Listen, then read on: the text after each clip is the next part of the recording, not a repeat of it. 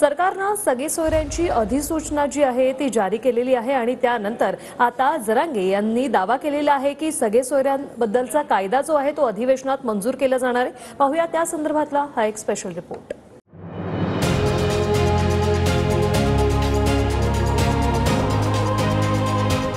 आता त्याचं कायद्यात रूपांतर 15 तारखेला होऊन त्याचं 15 तारखेला त्यानंतर त्याची अंमलबजावणी होणार आहे। सरकारनं सगळे सोयऱ्यांची जी अधिसूचना काढली त्या अधिसूचनेवरून जरांगे पाटलांनी मोठा दावा केला। 15 फेब्रुवारीला अधिवेशन बोलावलं असून अधिसूचनेचं कायद्यात रूपांतर होणार असं जरांगे म्हणाले।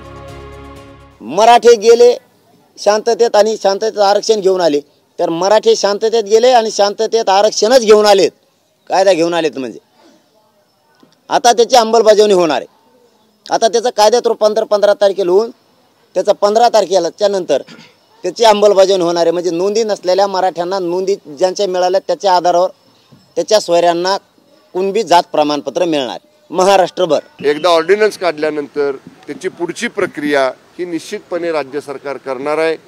सगळ्या सोयऱ्यांचा अध्यादेश काढलाय, त्या बाबतीतला जे काही निर्णय घ्यायचा आहे तो येणाऱ्या अधिवेशनामध्ये घेईल।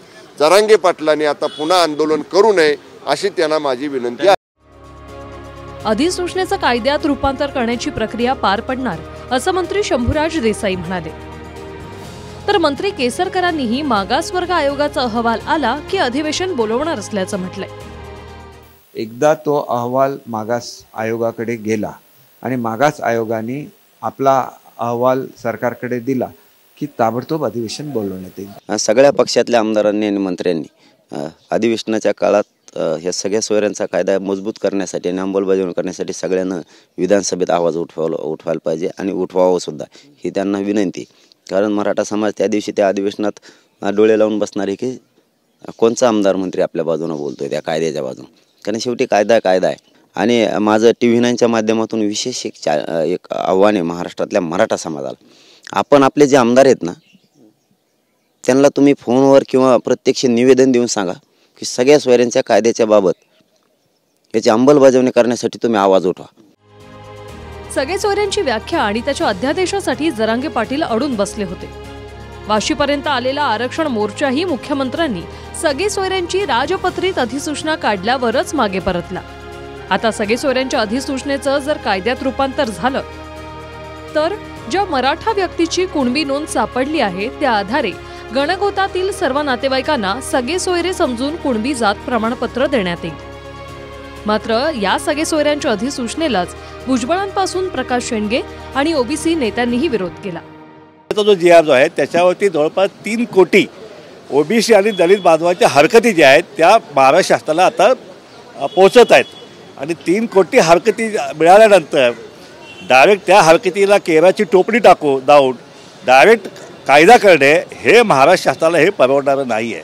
प्रोसिजर न कंप्लीट करता जर अशा प्रकारे कायदा केला तर तो टिकू शकत नाही आहे आणि म्हणून हा पण कायदा जो आहे तो टिकणार नाही आहे। आणि मला वाटते की जरांगे साहेबांनी थोडी प्रक्रिया समजून घ्यावी काय आहे कायद्याची। सगळ्या सोयऱ्याच्या बाबतीत अधिसूचना निघेल आणि सगळ्या सोयऱ्यांना प्रमाणपत्र मिळेल असा जो दावा केला जातो त्या दाव्याशी मला वाटते या महाराष्ट्रातील कुठलाही नागरिक सहमत होणार नाही।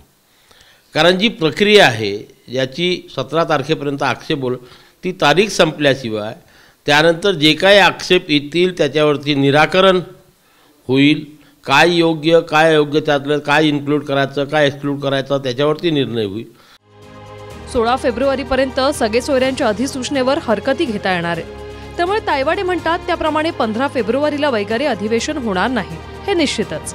मात्र 16 फेब्रुवारी नंतर हरकतींचा विचार करून कायद्याचा मसुदा करून अधिवेशन बोलावलं जाऊ शकतं। दुसरीकडे अधिसूचनेविरोधात हायकोर्टात याचिका दाखल झाली, त्यावर सुनावणीही झाली आणि 20 फेब्रुवारीला पुढची सुनावणी ठेवण्यात आली। आम्ही जे काय आमच्यातर्फे ही जी काय ओबीसीची जी काही केस होती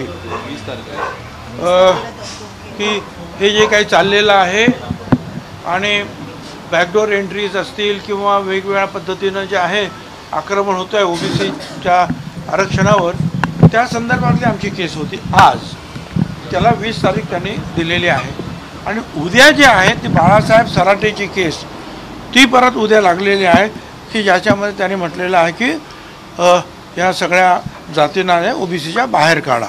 दिलात नसेल त्यांनी, त्याला शान आहे का? त्याने काय दिला नाही त्याचा, आम्हाला काहीच फरक पडत नाही हो त्याचा. तो कुठं बी राय, आरक्षण ओबीसीतच घेणार, तो राष्ट्रपती बी होऊ द्या. तू म्हण सगळे पॉवर माझ्या हातात आले, मी मराठीला मिळून देत नाही, तरी तुला ओबीसीतच आरक्षण मिळून दाखव. राष्ट्रपती पदासाठी काय शुभेच्छा देता की नाही? ते आता त्याला ग्रामपंचायत सदस्य होतो का नाही का ते राष्ट्रपती का होईन ते इदव नावे बांधव त्याचे हसून त्याला सुचून द्या, त्याला म्हणा तू आता तलाठी होय. ज्या मराठ्यांच्या कुणबी नोंदी सापडल्यात त्यांना ओबीसींचं जात प्रमाणपत्र देणं सुरू झालंय. मात्र जरांगेंची मागणी सरसकट असून सगळे सोयऱ्यांवर ते ठाम आहे. त्यावरून आता कायदा होतो का हे येत्या अधिवेशनात दिसून येईल. Bureau report, TV9 Marathi.